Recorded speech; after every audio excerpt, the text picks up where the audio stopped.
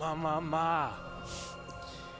Dude, I don't know why I even Where did that said even come joke. from? I have no clue, bro. My mind You really wanders. were wandering off. You don't weren't understand. you? Like, people don't know this, but I actually have ADHD, like hardcore, and I realized that recently, like in the past 2 years, and now I see it. Like, it's quite substantial. Like, I don't know how I didn't see it Andre, before. I hope it's not one of those things where because people said it, you started believing. No. Okay. It's nothing like that. Well, in that case, I'm glad that you have enough attention to give me the time of day, Andre. Well, see, part of ADHD, you also have hyperfocus. Oh yeah, that's true. And I hyperfocus on you, Frodan. All the time. That's so sweet. It's kind of like you turn your greatest weakness into your greatest strength. How about that? And over on the right, we have from Team Gammania, the Gamma Bears. It's Sen. Sen will be at WCS Shanghai. Don't worry, for all of you Chinese-speaking fans. There are players from China there, as well as Sen, who did win Taiwan, although he placed top 12, which is just falling short of being able to qualify for the Worlds and into more prize money.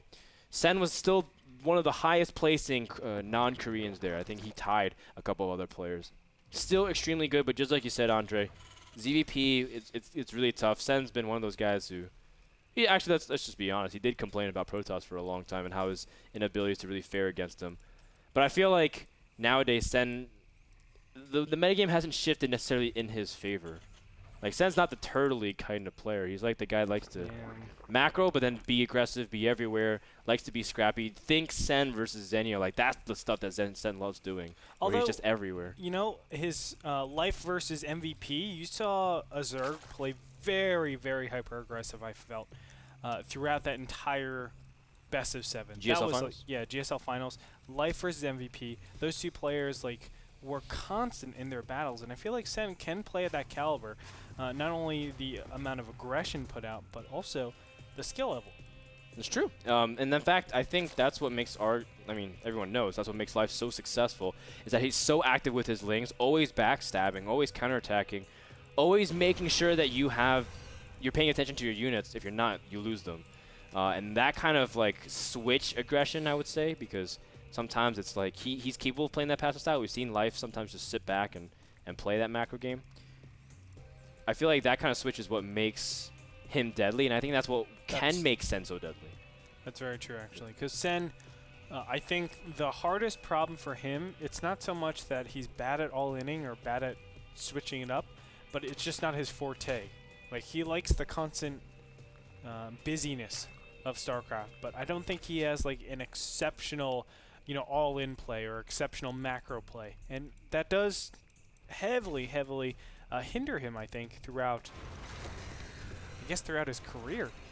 Because when you think of it, your opponent is going to be a little bit more aggressive, but Sen does like to take a macro tone to that. So when you know your opponent's style just so well, you can say, well, I can play a lot of different styles against that. Like, I know aggression is coming, but it's not going to be super all-in, so I don't have to defend up too much, but just defend up enough where I don't take any damage from this harassment, and then just macro from there. And a lot of times people are getting these little tiny advantages just by doing that, and they surge it into a win.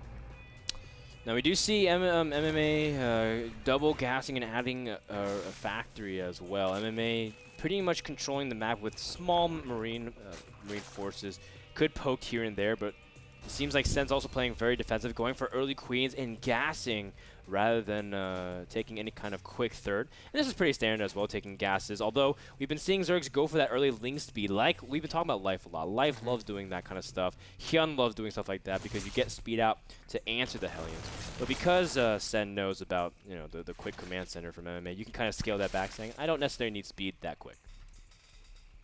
And it's I mean, the size of the map is really a testament to why you don't get speed that early, although Life makes it work time and time again, as you said. Yeah, I feel like it doesn't really matter. He kind of defies logic, though. I'm going to be completely honest. Like, he just does his style, and he doesn't care, man. He, just goes, which is something that's so cool. But this is kind of the problem. If someone actually opens up very marine-centric in this beginning stage, it's actually very difficult for you to actually situate your third base super fast, which kind of puts you on two base for quite a long time. You can see how well MMA is microing this out. And he's going to bust out here with 5 Marines left over. Let's look at the units lost tab. You can see 17 to 3. 3 Marines died from that engagement. Whereas 17 units died from. Yeah, and he got the information he side. wanted. No quick third from Zerg.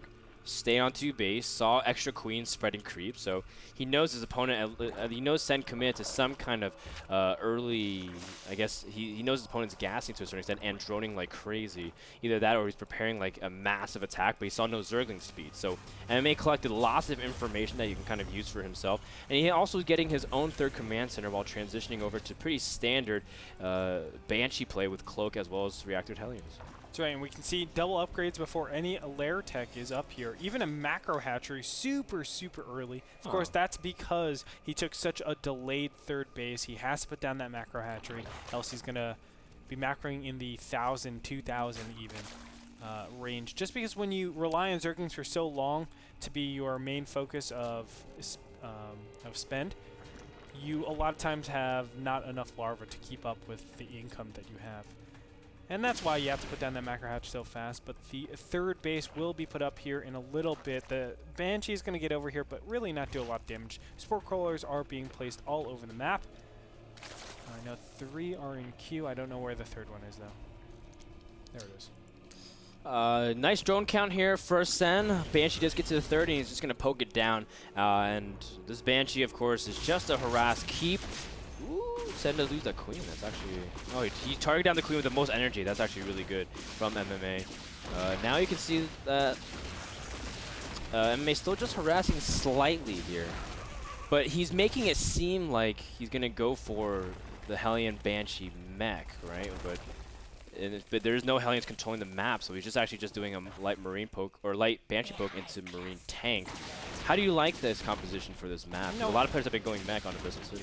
No, I like it. I think it is overall the better way to go. I always think the larger the map is, the worse mech is going to be. But you know, these Korean players are proving me wrong time and time again. So position, I guess. Yeah, I mean, I don't know. I think the Koreans are just superhuman. But theoretically, to me, it just doesn't make sense to go mech. Yes, Hellions are super, super good, but when it comes down to it, it's going to be a lot more effective to spread out the Zerg and put drops all over the map and then attack with that huge punch. And it's very hard for a lot of Zergs to appropriately put the units needed to defend against all different locations. Like, it's just not feasible for them to do that on a map so big. That's why Tal'Darim Altar is actually such a bad map for Zerg at super endgame stages. It's because a lot of times Protoss and Zerg, or excuse me, Protoss and Terrans are able to just spread out the Zerg so substantially that it just swings over into their favor.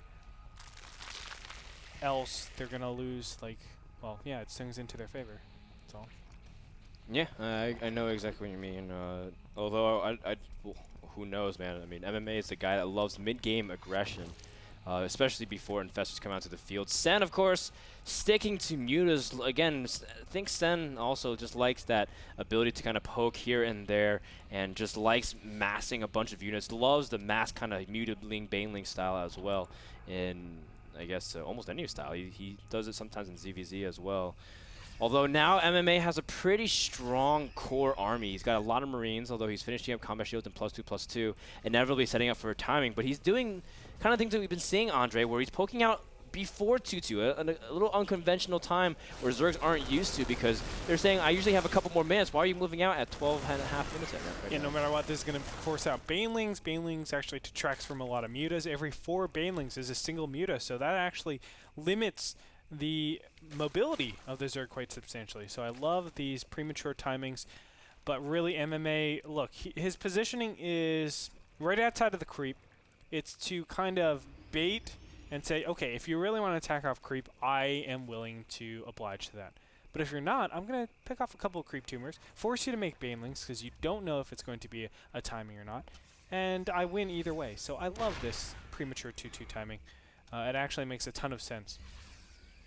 Yeah, and now Sen has a lot of Zerglings. Just one Banshee, running straight into a Spore Crawler. MMA does pay attention to it, but now the 2-2 timing is upon us. MMA just has a few more seconds before, but at the same time, Baneling speed should be able to finish by then, as well as +1 flyer attacks, which helps a lot more than you think. Banelings have been discovered. Marines pick off a few, and those Banelings could be valuable. You never know. A few more Banelings can just change the tide of battles if it just lands on a couple Marines. That's right, 30 more Zerglings in queue at this point. Mutas are actually being brought back to deal with this one single Banshee that's actually being so troublesome. But great positioning, and here we go!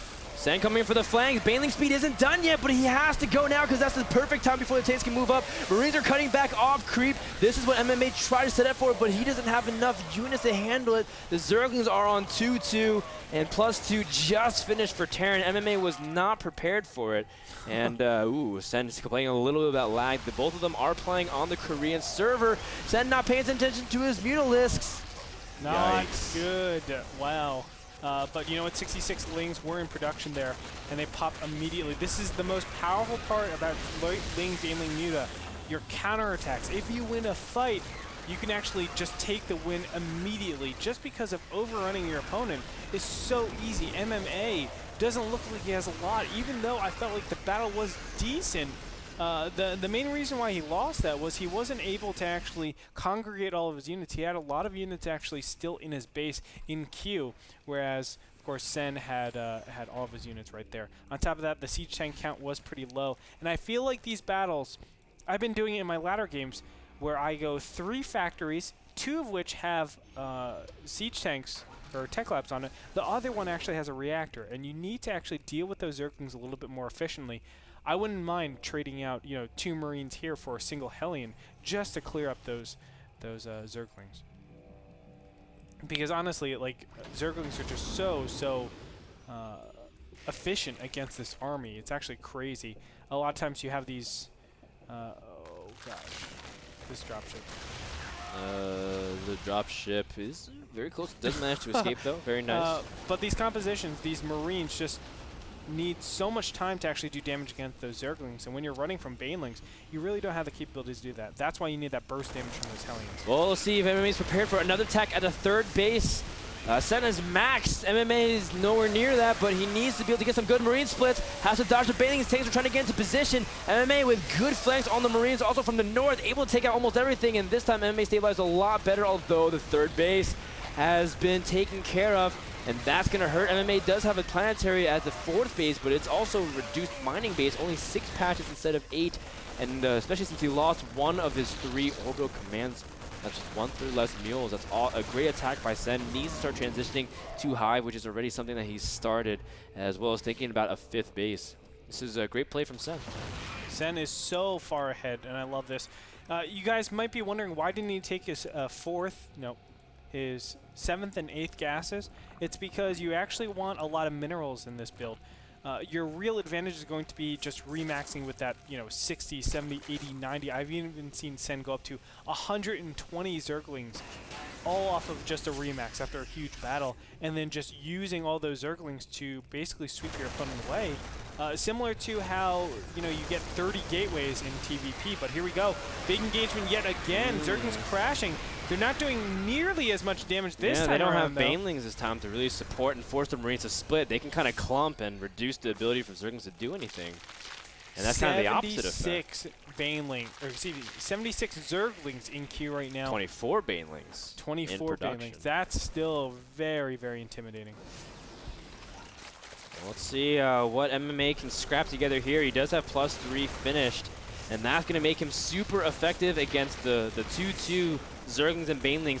And the flyer gear pace is at 0. It's just pure Muta attack. Sen going for all kinds of aggression. He's only coming from one angle, though, no flank. And this is a great spread from MMA as long as he can get his Marines into good splits off the creep as well. More reinforcements coming in from the south. The tanks frantically trying to shoot everything down. And MMA has more than enough to kind of hold here, but he did lose a lot of tanks. MMA supply is not that strong considering he's still on 3 base, and the 3rd base is really weak in terms of the mineral count. But if he can take out this 4th base, Sen will be the one struggling for resources as well. That's right, Frodan. This is a big problem for Sen. He needs to keep his 4th alive, but no, it's going to go down still. MMA is pretty low in economy. Units lost tab showing Sen is actually pretty far behind in units lost. My God, 5,000 resources down, but still MMA is in a tough position because he's mining from a half base, not even a full one. Natural and main base are pretty much mined out. You can see they're just now starting to finish up, so MMA probably has one more attack, and that's about it.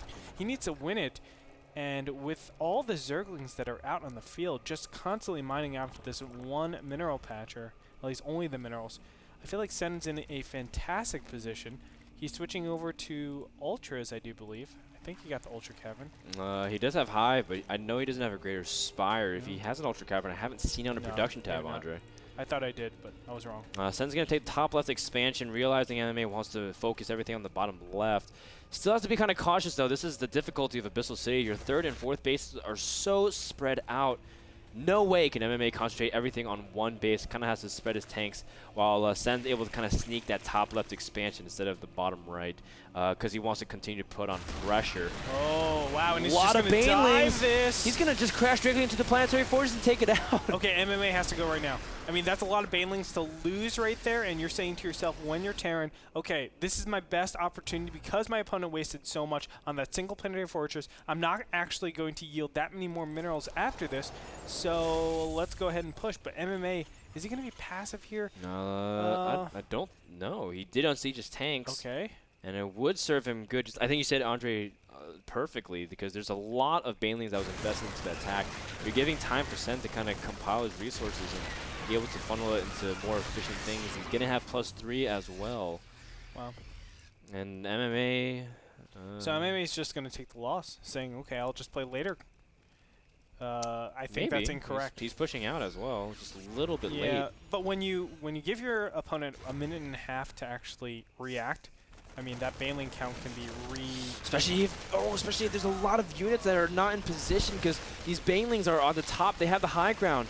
They can see everything, and more Banelings are morphing as well. MMA does not see that ramp. If he had that watchtower, maybe a different story. MMA wants to take out this expansion as fast as he can. Marines are poking in, but he wants to bait it straight into the siege tank. They're all clumped up as well. Ooh, it's off Crete, though. Sen has to be very cautious. Oh, yeah. His Banelings are going ahead and joining up with the rest of the army. But MMA only has this one base. This is really, really tough. I think Sen can do a lot of counterattacking opportunities. But I think Sen realizes, you know what, no, I'm just going to focus on this one last battle because I know it's just so important. This is going to determine everything. Well, he's got 52 Banelings. That's a lot of gas. He's making more Mutalisks. No direct Hive units at all. A lot of Zerglings are streaming in without the Banelings. And now here comes the Banelings. Can MMA hold off here? The front tanks are surely going to die. Oh. Can he split enough off creep? Sen's pretty committed to this. He can't really turn back now. He's got to go for it. Sen, does he have the amount of Banelings he needs to crush everything? MMA running up the ramp with a good split, but all of his medevacts have died as well. And MMA, he's running out of resources, down to just one base, really. And Sen did, I think he traded cost efficiently enough. Yeah, he did. I think to be able to win. Because these mutas are still on the map. And with these mutas, he can actually harass the third base. And what can MMA actually do? Does he defend against this base? Well, if he defends, you're basically giving up all forms of aggression. You cannot actually go onto the map and start threatening, you know, your opponent's fourth base or the fifth base, which is even worse. Oh, he picks off a dropship as well. So that, like, MMA was trying to see if he can solve the situation by sending out dropships, but now MMA's moved his main orbital command to his fourth base, and he's very, very, very thin in terms of his defenses. Yeah. And he's also crowding all of his SCVs in one base. You know, and one of the best ways to actually deal with the Muta-Zergling Baneling army is to actually try to get as much map control as possible. You got to clear out these overlords and then go for back attacks at the same time as the Mutas are actually doing damage, because your Marines just sitting there at, you know, a base is going to do far more damage, to the point where you know, it doesn't matter what happens with the Mutas, Zerglings, Banelings in the main army. You can actually kind of recover just by the fact that you've killed an opponent's base. Oh, MMA doesn't know about this massive units. He thought everything was moving towards the northern half, but there's a lot of SCVs. Those are the last remnants of the economy of MMA, and the Mutas are also targeting the orbital command as well. Thor trying to work onto it. SCVs are repairing as fast as they can. The Marines are baiting out the Banelings as well. They need to run for cover. High ground advantage is significant, but MMA doesn't have enough units. The macro of Sen is just way too strong for MMA because he hasn't been able to keep up in production. The orbital command is so low, and the last snipe, MMA is officially on 2 orbital commands and half a mining base because he's got 6 mineral patches, Andre. 8,000 minerals is all he's got to work with at best. No, he's been able to mine out most of it already. Half of that, he's only got 4,000 left. Yeah, Zerglings are going to string in a look at this. I mean, Sen is on top of the world right now. There's nothing that can really stop him. Again, maintaining his meter count, and he's actually adding to that. So 5 meters are going to be added there. He's going to do one last attack to the 5th base, but Frodan, there's just so many Zerglings. I feel like Sen has to be cautious at the same time, too, because he's running low on resources, and he doesn't have a transition. Oh, but there's more Marines and Siege Tanks that are going to join up here. Potential good splashes, but no, it's going to be too much. MMA loses his tanks, and that's going to do it, Frodan. GG gets called out. Oh, very tightly contested, but Sen takes game number 1, and a typical Sen for fashion, man. He just likes playing the exciting kind of style of StarCraft, which is always refreshing to see. But imagine, like, Sen didn't have Pathogen gas prepared, even though he had Hive, and he didn't have a Greater Spire. He had 2.5 gas banked. If he didn't have the transition prepared and he ran out of resources, he may not have enough minerals to really prepare for a Hive switch. So he was playing on thin ice too. And if MMA held out long enough, maybe the Marine tanks would be too cost efficient. But it was a battle of mid-game compositions, man. Yeah. It was pretty cool and entertaining to watch. Definitely. I just had like the sickest. Okay, my ADD is working up. I'll tell it after. I'll tell it after the commercial break. All right, thank you so much to Epson, #1 projector brand worldwide. Check them out at epson.com. While we take a quick break and get ready for game number 2 between Sen and MMA. What's going to happen? We don't know, so find out right after this break.